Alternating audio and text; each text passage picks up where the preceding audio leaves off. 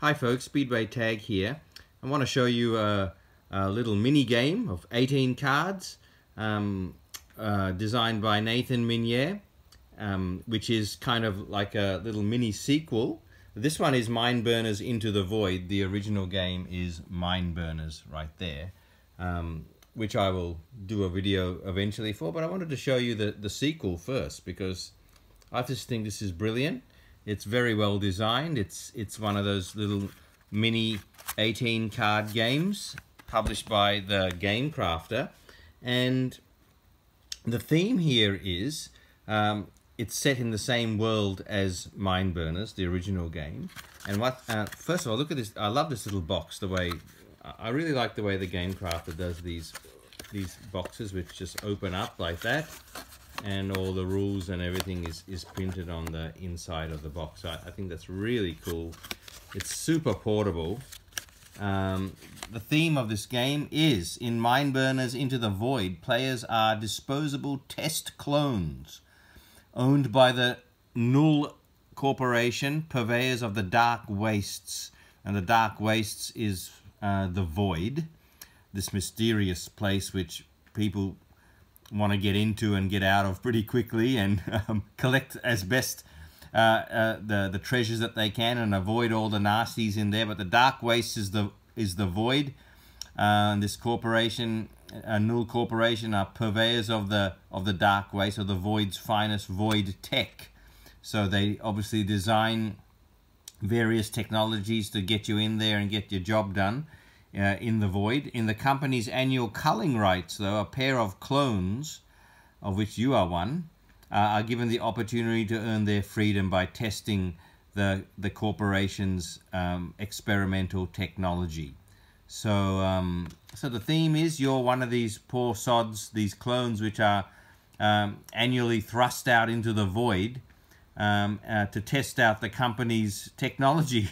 And if you can manage to get the best combination of technology and survive the Void, you win, but your clone mate, let's say, doesn't.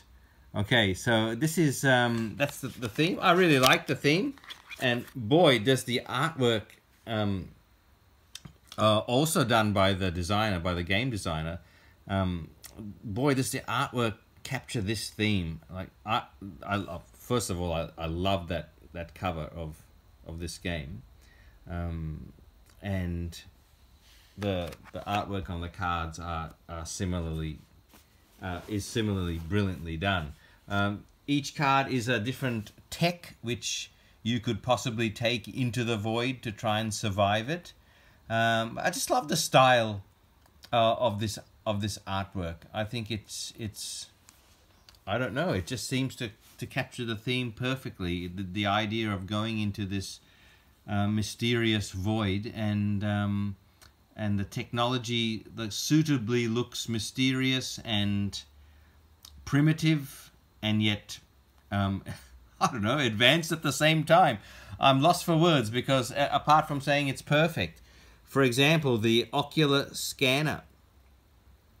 There's always this little twist on each piece of artwork which you don't expect. The chaos matrix there with the with the tentacles coming out of that, and the liquid pouring out the top, and whatever is inside that box. The kill switch, again, you've got these tentacles, and a nice mix between earthly sort of organic things and mechanical things.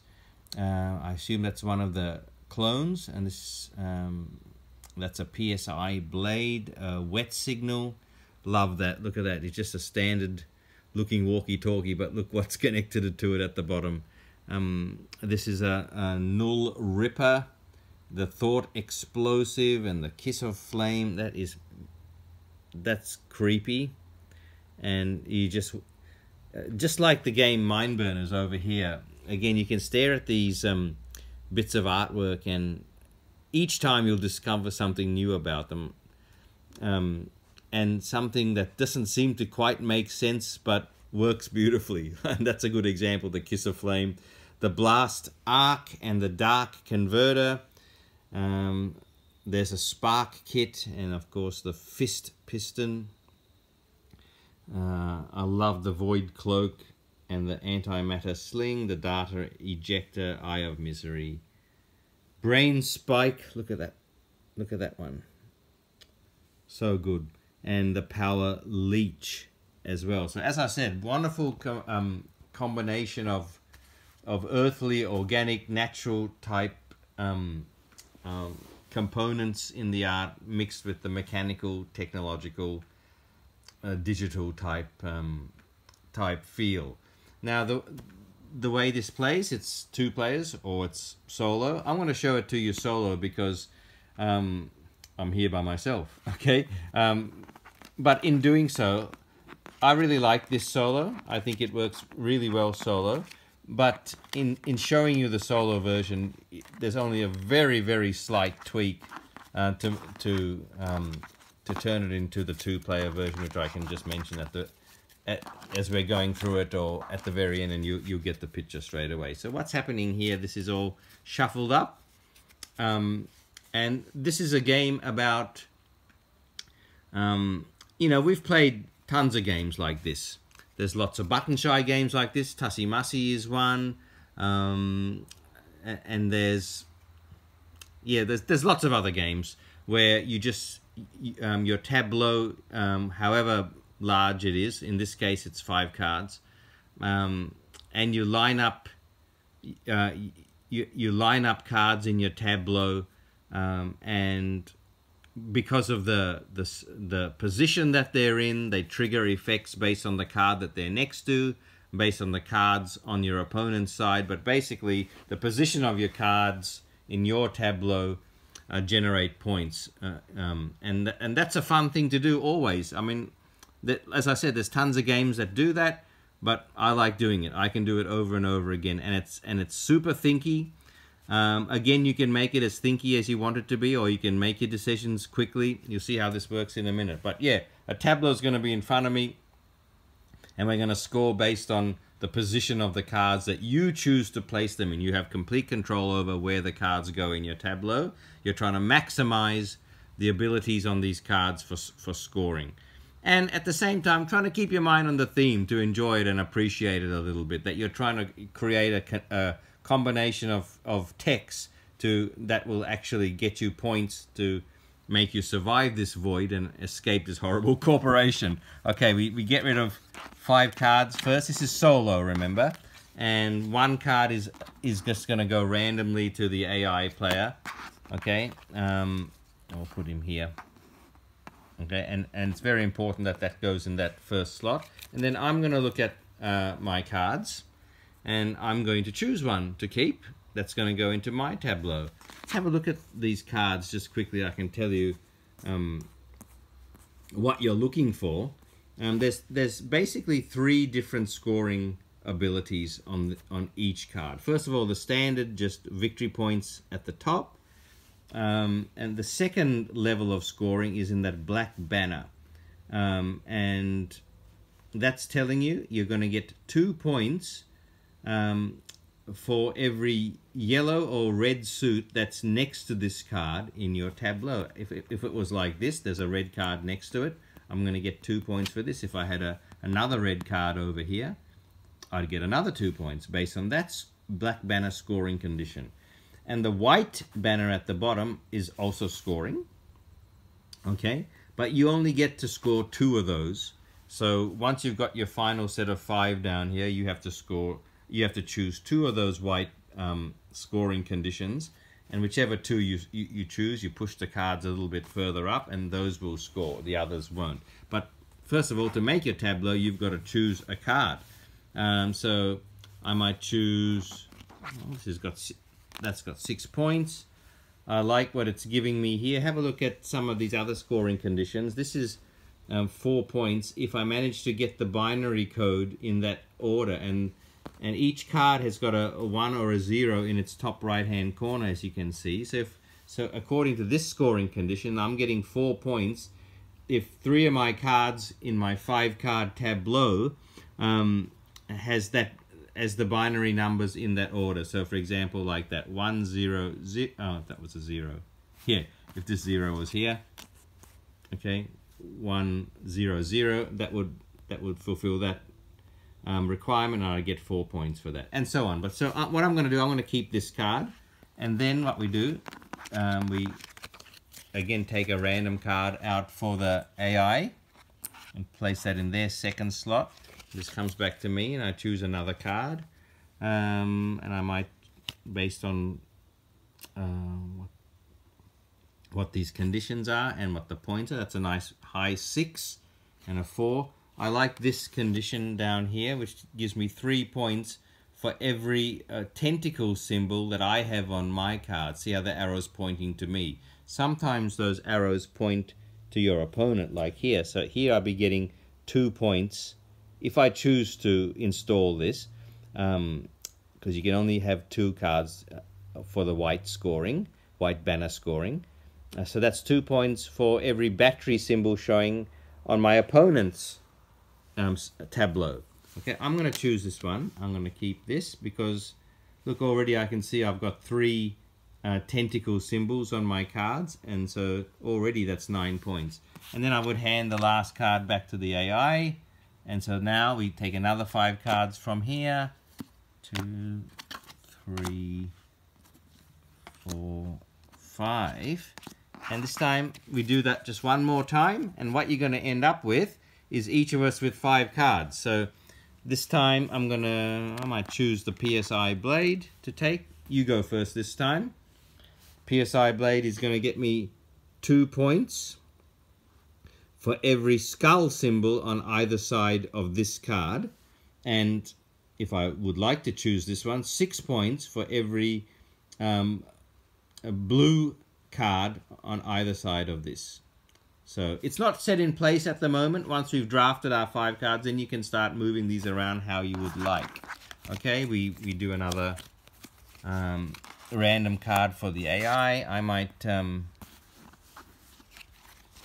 choose, there's 3 here, isn't there?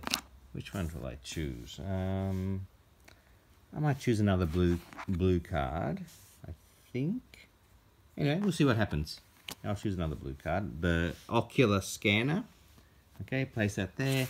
Give the AI another random, and I get the last one like that. Okay, so now we've got our 5 cards.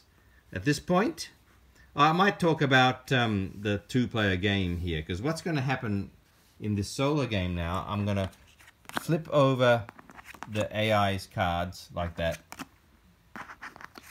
and they won't move. They will stay in that order, and we'll start scoring the AI.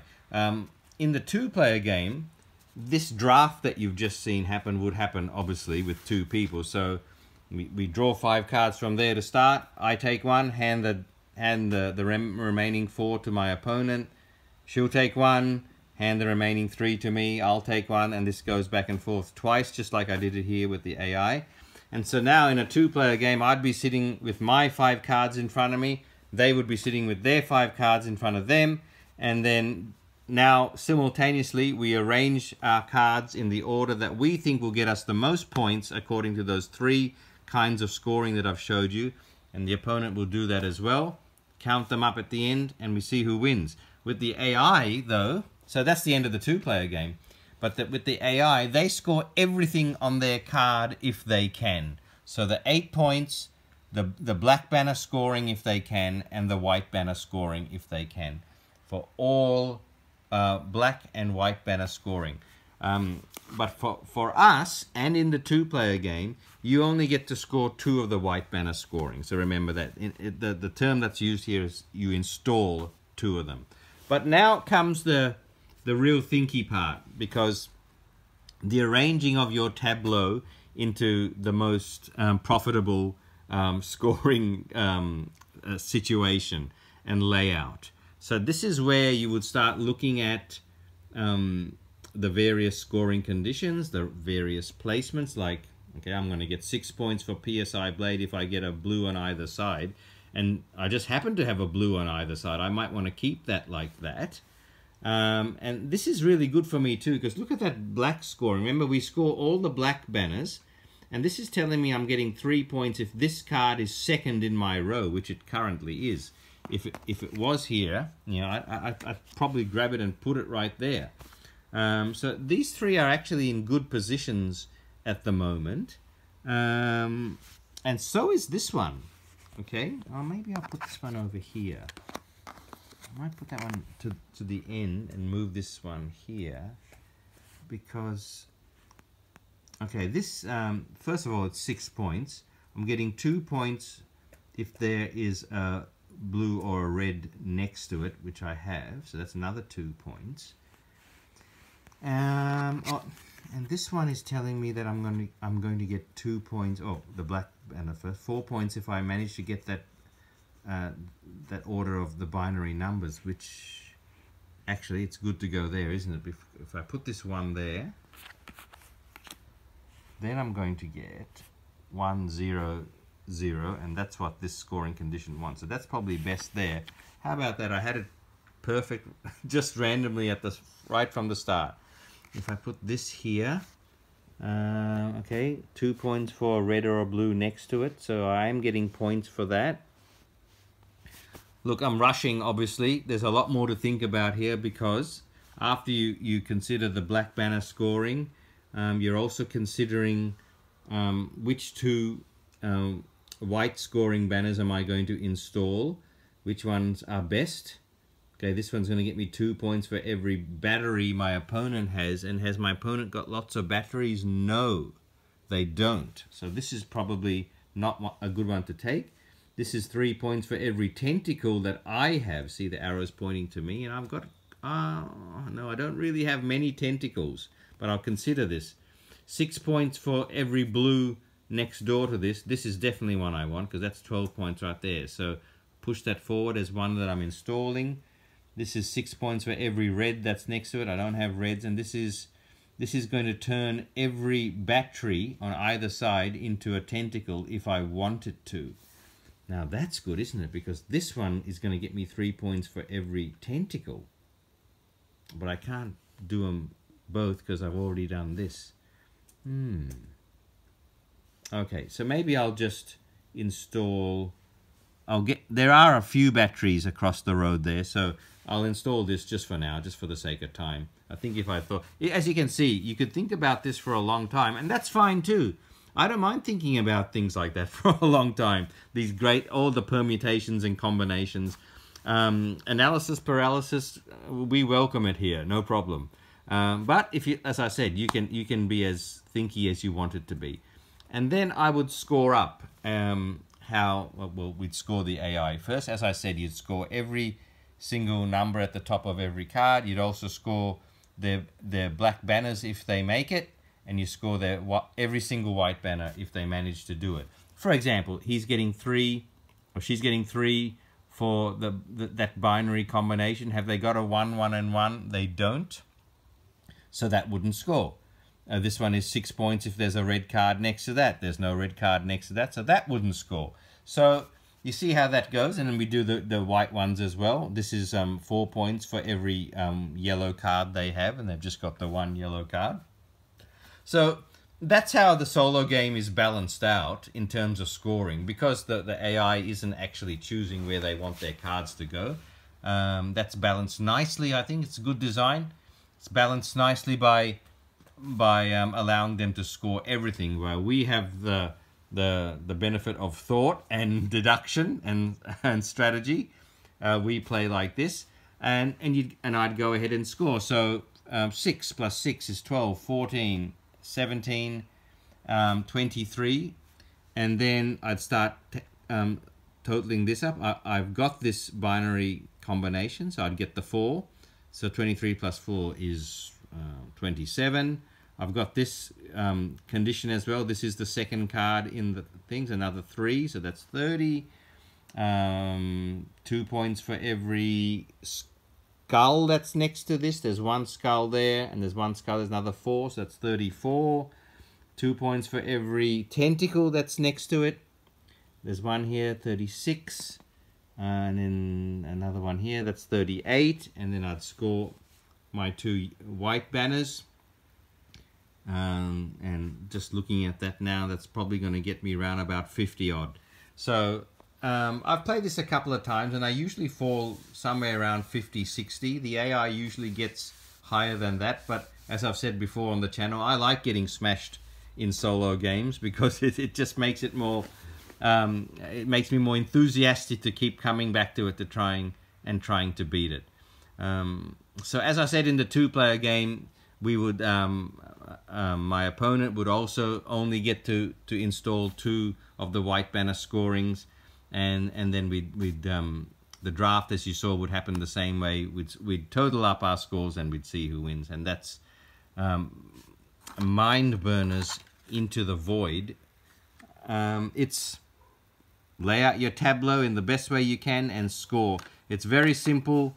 It's not incredibly original in terms of mechanics, but I don't mind because I like these mechanics, and I absolutely adore the artwork in both this game and in Mindburners as well, which I will show to you in another video. Hope you enjoyed that. This is a new game, so you can get it on the Gamecraft. I recommend that you do if you like what you see. See you later. Thanks for watching.